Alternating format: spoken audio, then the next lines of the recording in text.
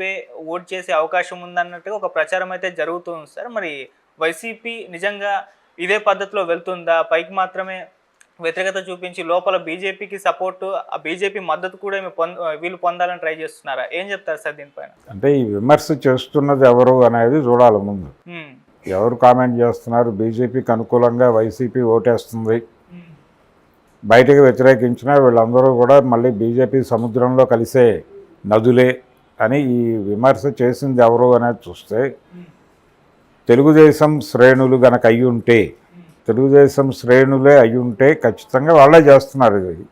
ఇది మరి దీనిలో విభేదించాల్సిన విషయం ఉంది. ఇప్పుడు జగన్మోహన్ రెడ్డి, తెలుగుదేశం పార్టీ వీళ్ళందరూ, చంద్రబాబు నాయుడు, జగన్మోహన్ రెడ్డి ఇద్దరూ కూడా ఆ గంగలో మునక కోసమే తాపత్రయపడుతూ ఉన్నారు అనుక్షణం.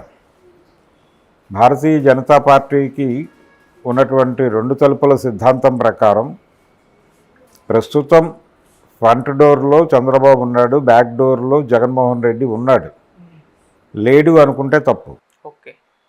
ఆ మధ్య ఒక స్పెక్యులేషన్ పుట్టించారు వీళ్ళు. జగన్మోహన్ రెడ్డి తన పార్టీని కాంగ్రెస్లో విలీనం చేస్తాడని, ఇండియా కూటమిలో చేరిపోబోతున్నాడని ఆయన ఢిల్లీలో ధర్నా చేసినప్పుడు అఖిలేష్ యాదవ్ వీళ్ళందరూ వచ్చి పరామర్శించిన సందర్భంగా వాటిని బేస్ చేసుకుని ఈ కథనాన్ని ప్రచారంలో పెట్టారు.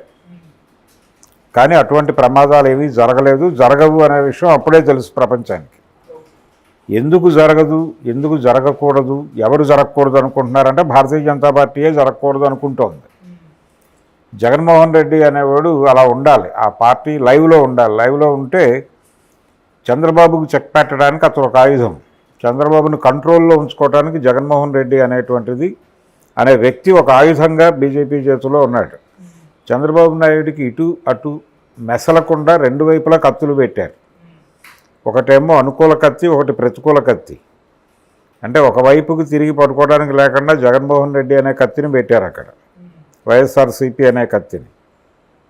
ఇటు తిరిగి పడుకోవడానికి లేకుండా ఈ పక్కన పవన్ కళ్యాణ్ అనే జనసేన కత్తి పెట్టారు. దాంతో ఆయన అటు ఇటు తిరగకుండా అలా స్ట్రైట్గా పడుకోవాల్సిన పరిస్థితి చంద్రబాబుది. నిజానికి ఎక్కువ కష్టపడుతోంది చంద్రబాబే. ఏమాత్రము ఆయనకు సొంత అభిప్రాయం చెప్పుకోవడానికి కూడా 10 సార్లు ఆలోచించాల్సి వస్తుంది.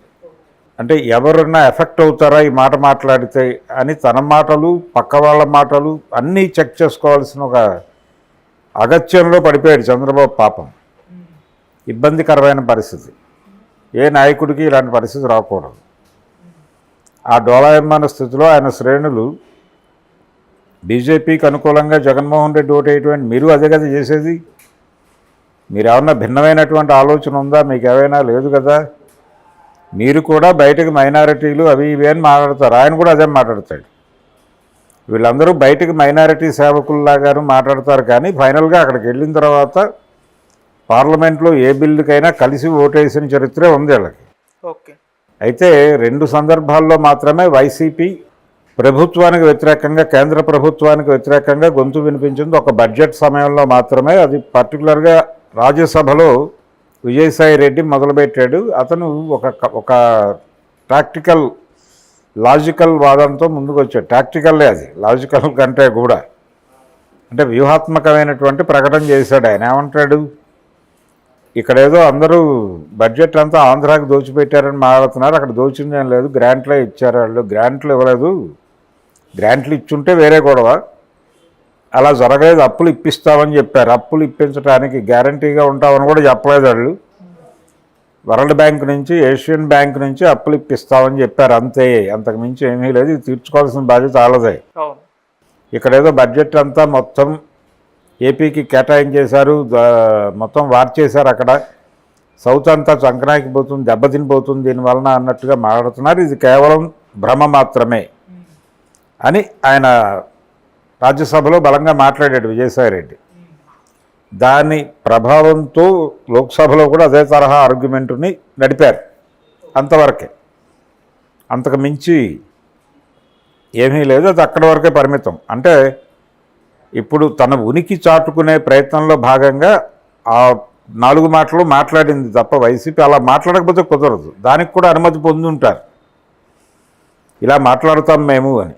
అది అవసరం బీజేపీ కూడా. అదొక ఇండివిజువల్ బాడీ లాగా, అదొక సపరేట్ ఎంటిటీ లాగా ఒక పార్టీ అలా పేపర్ వెయిట్ ఉండాలి చంద్రబాబును కంట్రోల్ చేయటానికి. ఈ విలీనాలు జరగవని ఎందుకు చెప్పామంటే ఆ రోజుల్లో దాని అవసరం చాలా ఉంది. అలాగే జనసేన విలీనం కూడా ఉండదు, జనసేన కూడా అలా ఉండాలి లైవ్లో. ఈ రెండు పార్టీలు తనకు అనుకూలమైనటువంటి పనులు చేసుకోవటానికి రెండు కత్తుల్లాగా అక్కడ ఉండాలి. ఒక పాజిటివ్ కత్తి, ఒక నెగిటివ్ కత్తి ఉంటే ఇప్పుడు చంద్రబాబుని గుచ్చి కంట్రోల్లో పెట్టినట్టుగా ఎవరినైనా కంట్రోల్లో పెట్టగలరు వాళ్ళు. ఈ వ్యూహం ప్రకారం చూస్తే సీన్ అర్థమవుతుంది. ఈ దేశంలో భారతీయ జనతా పార్టీ ప్రభుత్వ విధానాలను వ్యతిరేకంగా నిలబడి పోరాటం చేస్తున్న వాళ్ళు ఎవరు అని చూస్తే ప్రభుత్వ అధినేతల్లోనూ ప్రతి రాష్ట్రంలోనూ ఉన్న ప్రతిపక్ష నాయకుల్లోనూ వేళ్ల మీద తప్ప తేలరు. అది పరిస్థితి.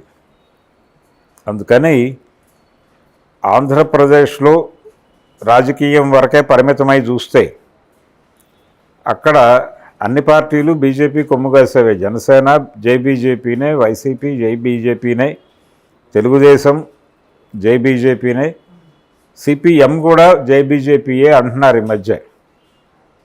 అంటే మతతత్వము పట్ల కొంచెం క్రిటికల్ అభిప్రాయం ఉండాలి, కానీ వాళ్ళతో పూర్తి శత్రుపూరిత వైఖరి అక్కర్లేదు. శత్రు వైరుధ్యం కాదది మిత్ర వైరుధ్యమే అన్న టోన్లో ఈ మధ్యకాలంలో బివి రాఘవులు లాంటి వాళ్ళు మాట్లాడుతున్నారు. వాళ్ళ పత్రికల్లో కూడా ఆ తరహా వ్యాసాలు వస్తున్నాయి. అంటే వాళ్ళు ఏదో ఆర్ఎస్ఎస్కి దగ్గరగా జరుగుతున్నారు అనేటువంటి ఇంప్రెషన్తో వ్యాఖ్యానాలు కూడా వస్తున్నాయి.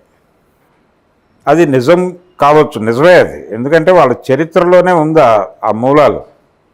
అంటే 77 ఇందిరాగాంధీ ఓటమికి దారితీసినటువంటి జనతా పార్టీ నిర్మాణంలో జనతా పార్టీ నిర్మాణము వెనకాల ఆర్ఎస్ఎస్ ఉంది. ఆర్ఎస్ఎస్ ప్రమేయంతో జరిగినటువంటి నిర్మాణం అది. దాంట్లో సిపిఎం భాగస్వామిగా ఉందనే విషయం ప్రపంచం మర్చిపోకూడదు. ఆ రోజునే ఈ విమర్శ ఉంది. వీళ్ళు మతోన్మాదులతో అంటకాగే ప్రయత్నం చేస్తున్నారు అనేది వీళ్ళు జనతా పార్టీలో భాగస్వామ్యం పుచ్చుకున్న రోజే ఆ క్రిటిసిజం మార్కెట్లోకి వచ్చేసింది. ఎమర్జెన్సీ పూర్వరంగం మీద వచ్చినటువంటి పుస్తకాలు చదివితే ఈ విషయం అర్థమవుతుంది. అందుకని ఆ చరిత్ర ఉన్నటువంటి కమ్యూనిస్ట్ పార్టీ సిపిఎం కూడా జే